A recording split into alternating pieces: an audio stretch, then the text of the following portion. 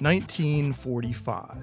Percy Spencer, a self-taught radar engineer at Raytheon, loved to spend his lunches outside, sharing his usual peanut cluster bar with the local chipmunks and squirrels. On this day, when he reached into his pocket to pull out his usual lunchtime indulgence, the candy bar was a melted, gooey, sticky mess. Baffled at first, Percy soon formulated a possible cause.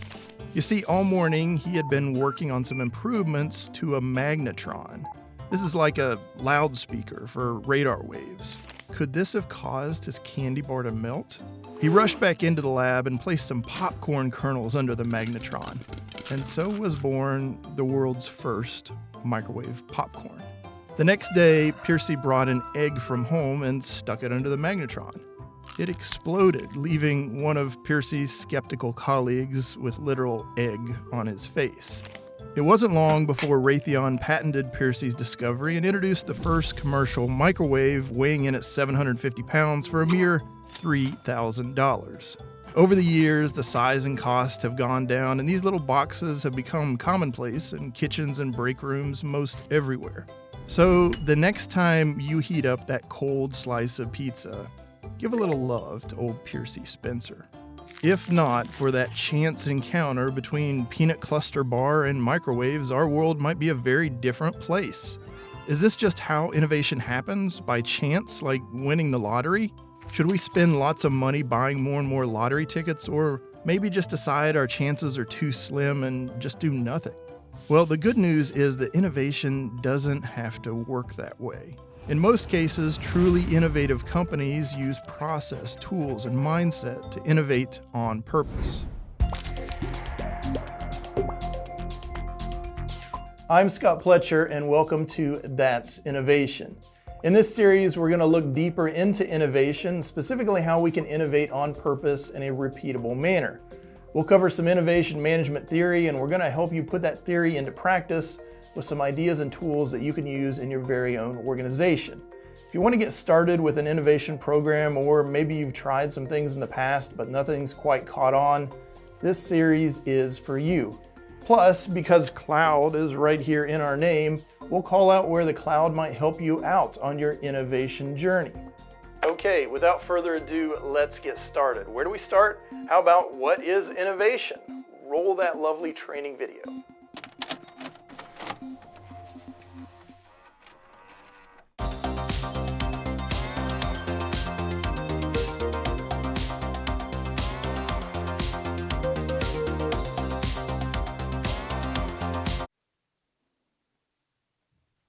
Oh hey, I didn't see you there. I'm Marty McMasterson. You might know me from such corporate training videos as stealing from the supply closet is still theft, and we all win with personal hygiene. Today I'll be talking about innovation. What is it? And I'll share some different types of innovation. When contemplating an innovation program, it's important all employees have a common understanding. Innovation can mean many things, and we want to all be pulling in the same direction. According to the International Standards Organization Document Series 56000 on Innovation Management, innovation is new or changed entity that realizes or redistributes value. The novelty of value of an innovation is relative to the organization and interested parties. And innovation should be thought of as an outcome. Innovation activities are the process that lead to innovation. Well, that's a pretty broad definition, and intentionally so. This ISO standard is designed to fit many different scenarios and industries. You'll need a more specific definition for your company. To help out, let's look at some different types of innovation. Do we want to innovate within our existing market or create entirely new markets? Will we be using our existing business model or create new business models? Will we be using existing technology and capabilities, or will we be creating entirely new technologies and capabilities? Let's put these choices on a matrix. If we are using existing capabilities and technology that's familiar to us in our existing markets, this is called routine innovation. It is sometimes called sustaining or incremental innovation and builds upon what we've already done in the past. Examples of this are an automotive manufacturer creating the next model year of an existing car. Maybe we make use of existing capabilities and technology with a brand new business model. This is called disruptive innovation. Disruptive innovation usually aims to undercut an incumbent competitor with a simpler offering or lower priced option. In the 1970s, Xerox was well known for copy machines, but those machines were large and too expensive for small organizations. New personal copier manufacturers entered the market with smaller, cheaper options. Once those entrants gained a foothold, they steadily moved up market until they were directly competing against Xerox.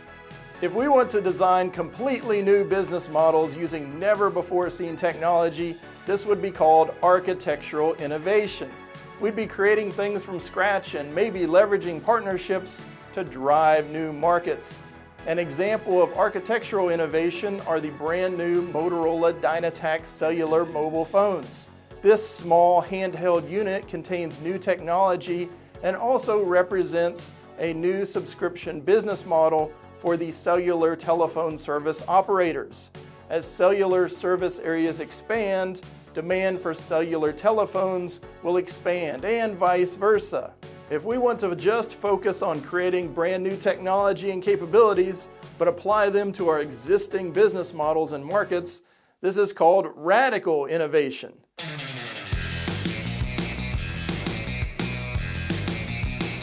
Today, pharmaceutical companies are creating brand new drugs using molecular biology, a technology that is new, but those drug companies are leveraging their existing paths to market and targeting their existing customers.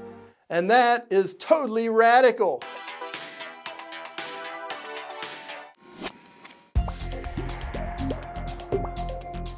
Okay, so we've been able to classify some types of innovation. So we can just get busy innovating, right?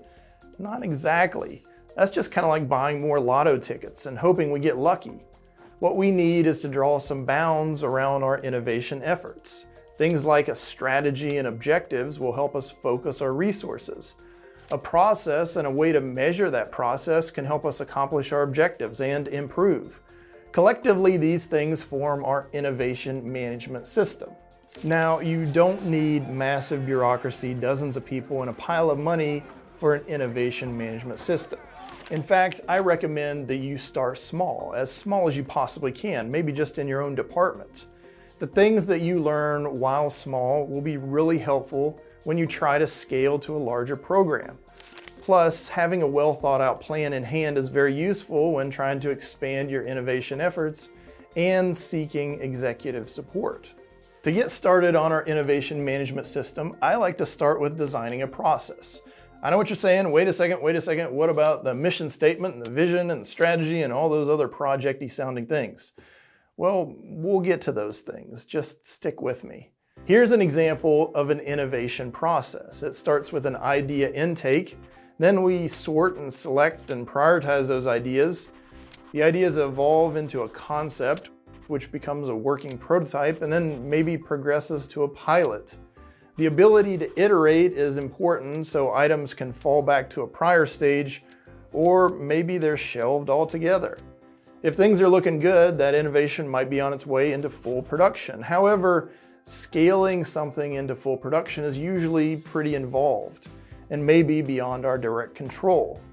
Rather, the end state of this process might be to have the prototype serve as a tangible way to communicate requirements for a handoff to some other team.